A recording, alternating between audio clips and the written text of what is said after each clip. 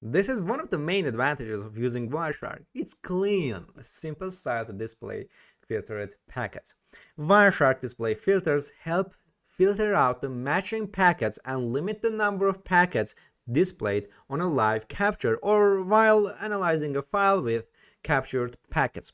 Display filters are different from capture filters, and the syntax is slightly different and simpler than the capture filters. So to apply display filter, let's first start with the Wireshark here. So the Wireshark, and that's it. Now we will select the ETH0 here. Let's actually increase the font size a little bit, and now let's enter our hidden passwords, right? Admin and password, and Wireshark will capture it while Wireshark is active. That's it. Now we can stop the capturing here because we will use the display filters here.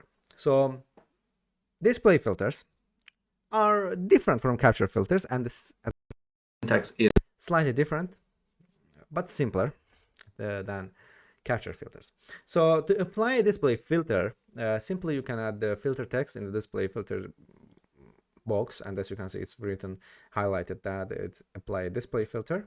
And you, after writing your filter command, you can press the enter key, or you can also apply on this button here.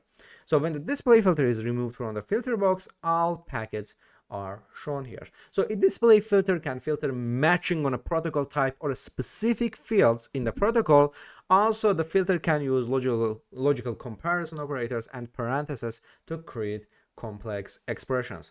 So now we can on display list we can also use ARP or ICMP. With this we can select the packets of type ARP or ICMP. Now we will apply some filter which is IP dot, and as you can see, it shows actually pretty much every filters or every commands when you enter some key. And here we will IP address, and here 2 equality sign, after that 192.168.13 and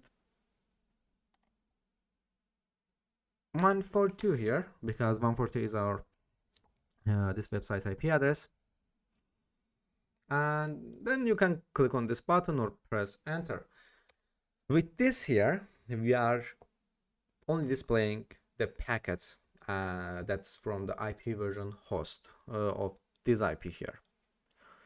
So what this does is, when you apply this filter in Wireshark, it will only display network packets that have this IP address ends with 142. Either as the source or destination IP address, and in other words, it filters out all the other network traffic and shows only packets associated with this IP address. So this type of filter can be useful in various scenarios. For example, if you are troubleshooting network connectivity issues or monitoring network traffic from a specific device, you can use this filter to focus on the packets exchanged with the particular IP address, and it allows you to isolate and analyze the network traffic associated with the specific device or endpoint. Here we just have number of packets 1 2 3 4 5 6 8 9 10 11 14. No, yeah,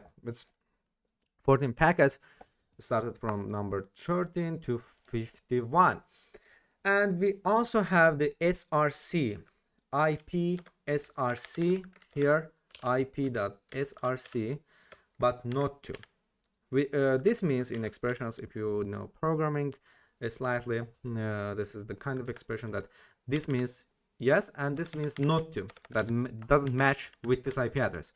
And here we will do 168.13.4.142, and here now we are displaying another filtered packets.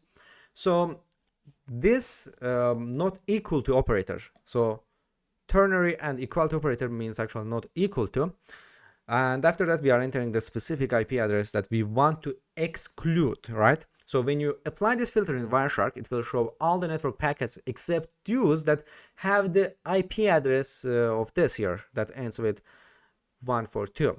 So it will show all network packets except that IP address.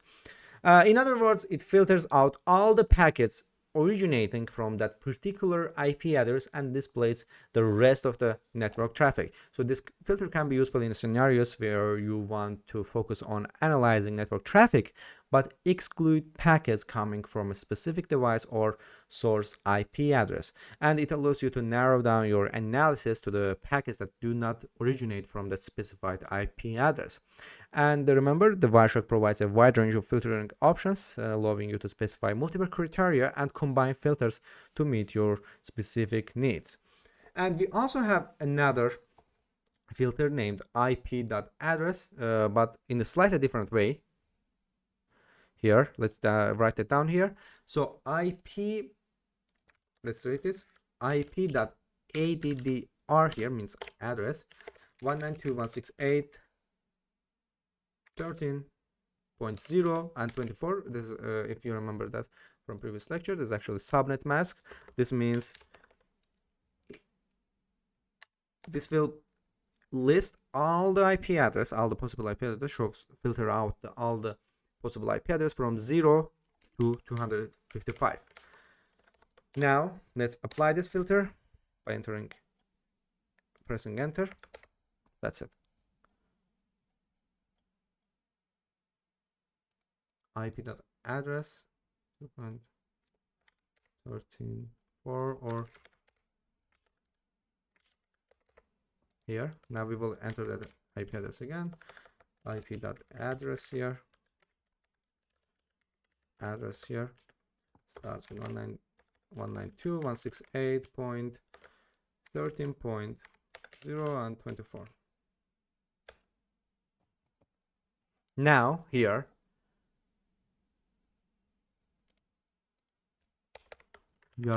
we need to use equivocal sign, sorry. That's it. And here with this, that's it. We are applying this filter in Wireshark because it will capture and display network packets that have source or destination IP addresses with the specified subnet. So it allows you to focus on the network traffic occurring with that particular subnet here. So this filter can be useful in various situations as well, such as monitoring or troubleshooting network traffic within a specific network segment or identifying communication patterns with a particular subnet. In this case, it will, as I said, it will filter out the packages from 0, that IP addresses that from ends with 0 to 255. And we also, lastly, in this lecture, this is a beginner lecture, we also have TCP port here, or TCP port EQ here of 80, or UDP port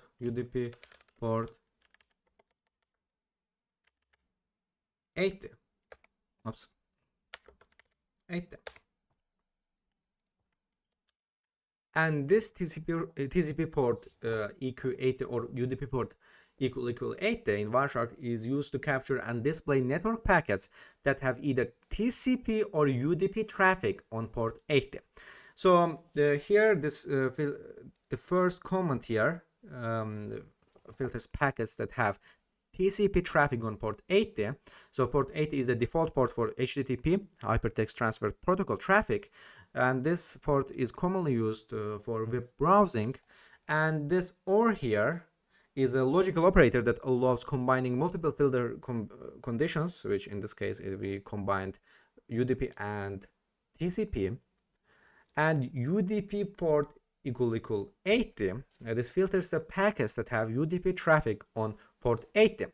UDP user datagram protocol is another transport protocol that can be used for various applications, and port 80 is sometimes used for non-standard UDP services. So when you apply this filter in Wireshark, it will capture and display network packets that are either TCP or UDP packets on port 80. So this can be useful when you want to specifically focus on HTTP or other protocols that may use port 80. So you can also change this port to 443 or whatever the port you want to filter out.